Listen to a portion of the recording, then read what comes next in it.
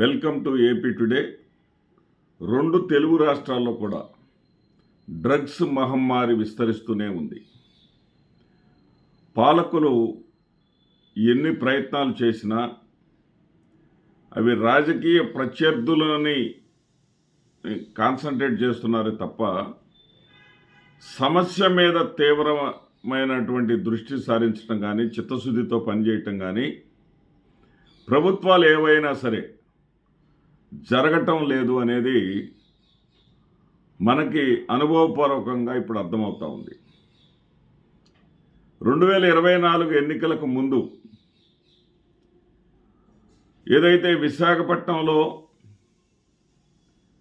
కూటమి నాయకులైనటువంటి కృష్ణదేవరాయలు గారు, అదేవిధంగా పురంధేశ్వరి గారులకు చెందిన అంటూ వైఎస్ఆర్సీపీ వాళ్ళు ఆరోపణలు చేయటం, లేదు వైఎస్ఆర్సీపీ వాళ్లే ఆ డ్రగ్స్ మొత్తాన్ని విశాఖపట్నానికి రప్పించారు, 25,000 కోట్ల టన్నుల కొకైన్ అది, ఆ మొత్తం కానీ ఆంధ్రప్రదేశ్ వినియోగించడం జరిగినట్లయితే ఆంధ్రప్రదేశ్ సర్వనాశనం అయిపోయేది.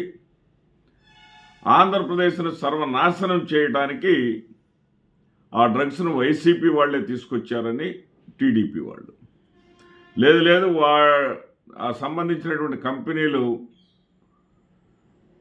కూటమి ఎంపీలకు సంబంధించినవని వైసీపీ వాళ్ళు. తీరా దాని ఆరోపణ అది ఏమని తేలింది? అసలు కొకైన్ కాదు, అది ఈస్ట్ అని తేలింది. అంటే రాజకీయ ఆరోపణ తప్ప డ్రగ్స్ మహమ్మారిని పారద్రోలటంలో ఆంధ్రప్రదేశ్ రాష్ట్రంలో లేదా తెలుగు రాష్ట్రాల్లో లేకుండా చేయాలనేటువంటి చిత్తశుద్ధి రాజకీయ పార్టీలలో లేదు అంటానికి ఆ ఉదాహరణ నేను ముందు తీసుకున్నా. జనరల్గా ఈ యొక్క డ్రగ్స్ అనేవి రౌడీ మూకలు, ఆవారాగాళ్ళు వాళ్ళకే పరిమితమయ్యాయి ఒకప్పుడు. ఇప్పుడు అవి ఎంతవరకు విస్తరించినాయి అంటే సెలబ్రిటీస్, సినిమా వాళ్ళు, అభం శుభం తెలియనటువంటి స్కూల్ పిల్లల వరకు, 10th క్లాస్ పిల్లల వరకు. మా గుంటూరులో అయితే విద్యా సంస్థలకు, కళాశాలలకు మరింత దగ్గరలో కూడా బంకుల్లో పెట్టి అమ్ముతున్నారు డ్రగ్స్. ప్రభుత్వం అధికారంలోకి వచ్చిన 100 రోజుల్లోనే డ్రగ్ రహిత రాష్ట్రంగా తయారు చేస్తామని ప్రగల్భాలు పలికారు తప్ప ఆ దిశగా ప్రభుత్వాలు తీసుకున్నటువంటి చర్యలు శూన్యం అని గట్టిగా నేను చెప్పగలను. దీనికి ప్రధానమైనటువంటి కారణం ఏంటంటే రాజకీయ కారణమే. రాజకీయ నాయకుల్లో ఒకప్పుడు తరాన్ని, ఈ తరాన్ని మనం చూస్తే, ఎప్పుడైతే చంద్రబాబు నాయుడు గారు 1995లో ఎన్టీ రామారావు గారిని దించేసిన తర్వాత తిరిగి ఆయన ఎన్టీ రామారావు చరిష్మాని ఎదుర్కొని అధికారంలోకి రావాలి అంటే, అధికారాన్ని నిలబెట్టుకోవాలి అంటే ఓటుకు నోటు ఇచ్చి తీరాల్సిందేనని ఒక దుస్సాంప్రదాయాన్ని ప్రవేశపెట్టారో, డబ్బు ఇస్తేనే ఓట్లు పడతాయి, డబ్బు ఖర్చు పెట్టగలిగే వాడికే సీట్లు ఇవ్వాలి అనే పరిస్థితి ఎప్పుడైతే వచ్చిందో, డబ్బు సంపాదన అనేది ఈ రోజున ఎంత పొలం ఉన్నా, ఏ పరిశ్రమ ఉన్నా, ఎంత కష్టం చేసినా దానికి సరిపోయే విధంగా వస్తుంది, కాస్త కోస్తో మిగులుతుంది తప్ప కోటాను కోట్ల రూపాయలు మిగలవు. ఈ రోజుల్లో ఎన్నికల్లో పోటీ చేయాలంటే కోటాను కోట్లు అక్రమంగా సంపాదిస్తే తప్ప ఈ రాజకీయ పార్టీలు కూడా పిలిచి వాళ్ళకి సీట్లు ఇవ్వనటువంటి పరిస్థితి. ఈ పరిస్థితుల్లో వాళ్ళు అక్రమాలు చేయక తప్పదు, వాళ్ళు రౌడీ మూకలుగా మారక తప్పదు, వాళ్ళు ఆవారా గ్యాంగ్గా మారక తప్పదు. అలాంటి వాళ్ళకే ఈ రోజున సీట్లు ఇస్తారు. అలాంటి వాళ్ళు ఇది ప్రజా తత్పరత, ప్రజాసేవ, నైతిక విలువలు అవనేవి వాటికి లేదు. ఇక రాజకీయాల్లో స్థానం లేదు. Muscle power, money power. ఒకప్పుడు వావిలాల గోపాలకృష్ణ లాంటి వారు సంఖలో చిన్న సంచి తగిలించుకొని పాంప్లెట్లు పెట్టుకొని వచ్చి ఓట్లు అడిగితే ఓట్లు వేసినటువంటి కాలం కాదు ఇది. ఈ రోజున ఓటర్లే చూస్తున్నారు ఆ నిలబడ్డోడి దగ్గర ఎంత ఉంది అని, డబ్బు ఎంత ఇవ్వగలడు అని. ఆ పరిస్థితుల వల్ల ఈ రోజున రాజకీయాలని, డ్రగ్స్ని వేరువేరుగా చూడలేము. డ్రగ్స్ అంటేనే రాజకీయాలు, రాజకీయాలు అంటేనే డ్రగ్స్. మొన్న మొయినాబాద్లో పట్టుబడినటువంటి తెలుగుదేశం పార్టీ ఏలూరుకు చెందినటువంటి ఎంపీ పుట్టా సుధాకర్ యాదవ్ ఏ పార్టీకి చెందినవాడు? తెలుగుదేశం పార్టీకి చెందినవాడు. వాళ్ళ నాన్నగారు ప్రస్తుతం ఎమ్మెల్యేగా ఉన్నారు. గతంలో తిరుమల తిరుపతి దేవస్థానం చైర్మన్గా కూడా చేశారు. ఏది క్రైస్తవ మూలాలు ఉన్నప్పటికీ ఆయన కుమారుడే ఈయన మొయినాబాద్లో దొరికింది ఎవరి ఫామ్ హౌస్లో? అక్కడ టీఆర్ఎస్, అదే ఇప్పుడు బీఆర్ఎస్గా రూపాంతరం చెందిందనుకోండి, అగ్గి నిప్పు నీరులాగా పరస్పర వ్యతిరేకమైనటువంటి రెండు పార్టీలకు చెందిన వాళ్ళు అక్కడ కూర్చున్నారు ఫామ్ హౌస్లో. అంటే ఈ డ్రగ్స్ నుంచి రాజకీయాలను మనం వేరు చేయగలమా?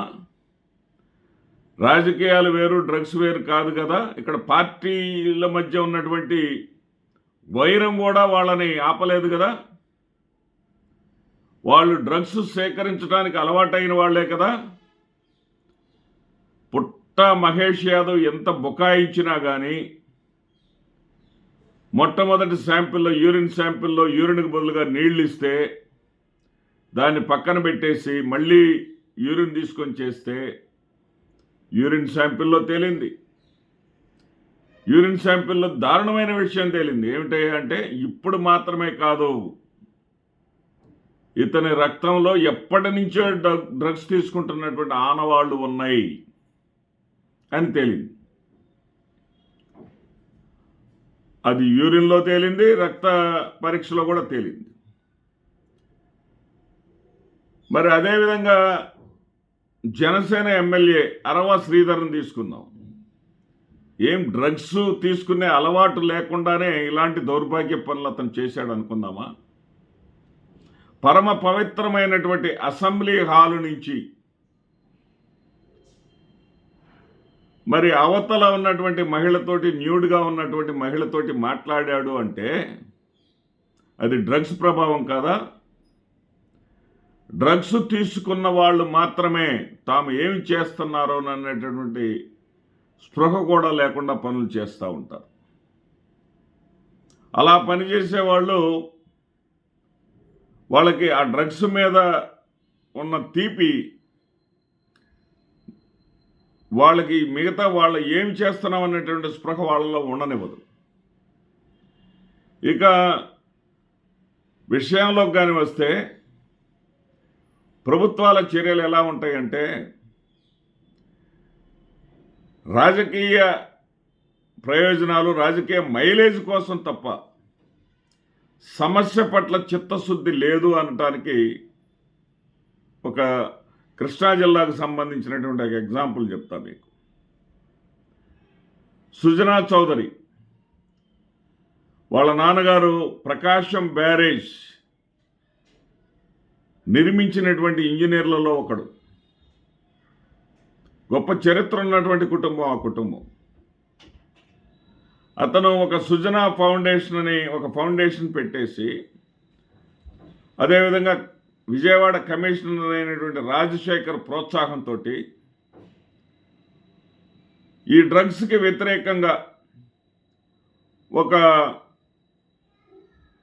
సైకిల్ యాత్ర, ఒక 5గురు ఆడపిల్లలు 228 కిలోమీటర్లు సైకిల్ మీద తొక్కి డ్రగ్స్ మహమ్మారికి దూరంగా ఉండాలి అంటూ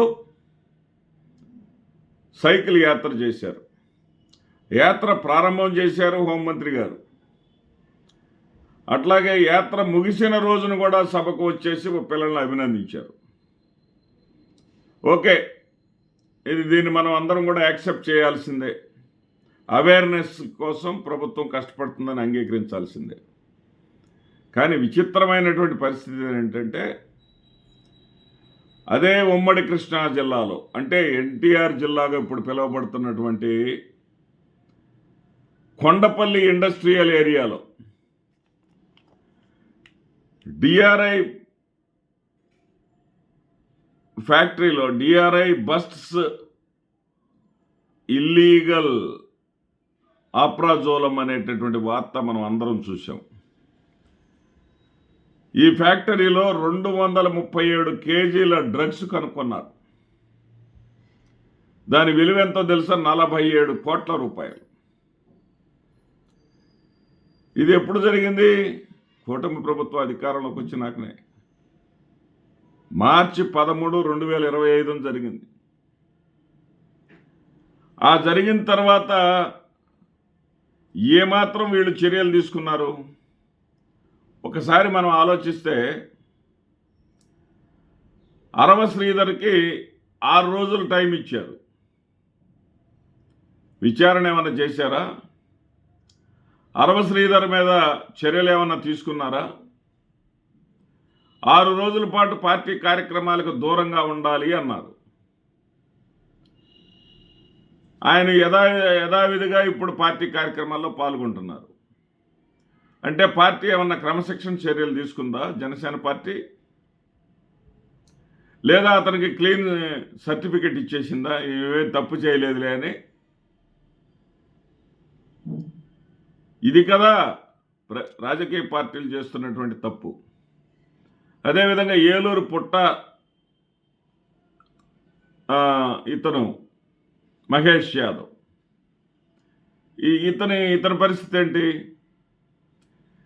డ్రగ్స్ కేసుల్లో బెయిల్ అనేదే రాదు.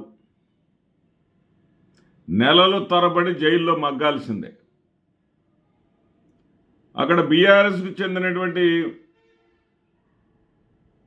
మాజీ ఎమ్మెల్యే పైలట్ రోహిత్ రెడ్డిని అరెస్ట్ చేశారు, అతని సోదరుని కూడా అరెస్ట్ చేశారు. వాళ్ళకి బెయిల్ రాలా. కానీ పుట్టా మహేష్కి మాత్రం తక్షణం బెయిల్ వచ్చేస్తుంది. మరి రెండో వైపున మాత్రం చంద్రబాబు నాయుడు గారు ఆగ్రహం వ్యక్తం చేశారు. వెంటనే 5 రోజుల్లో చర్యలు తీసుకోవాలి అని అన్నారు. ఆయన మాత్రం చక్కగా 24 గంటలు తిరగకుండానే బెయిల్ తెచ్చుకొని పార్లమెంటు సమావేశాలు కూడా హాజరవుతారు. ఇదెక్కడి ద్వంద్వనీతి అండి?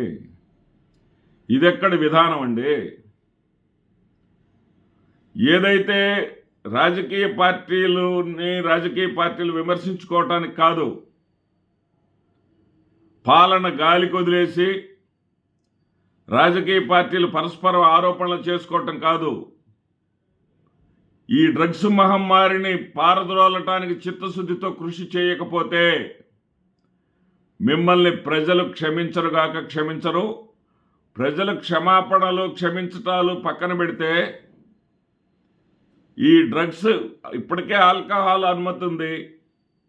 ఆల్కహాల్తో తృప్తి చెందకుండా డ్రగ్స్ మహమ్మారిని చిన్నపిల్లల వరకు తీసుకొని వచ్చేస్తే, పాఠశాలల వరకు కూడా తీసుకొని వచ్చేస్తే 100 రోజుల్లో లేకుండా చేస్తామని చెప్పినటువంటి ఈ ప్రభుత్వం ఏ గుడ్డిగాడిద పళ్ళు తోముతా ఉంది అని ప్రజలు ప్రశ్నించరా?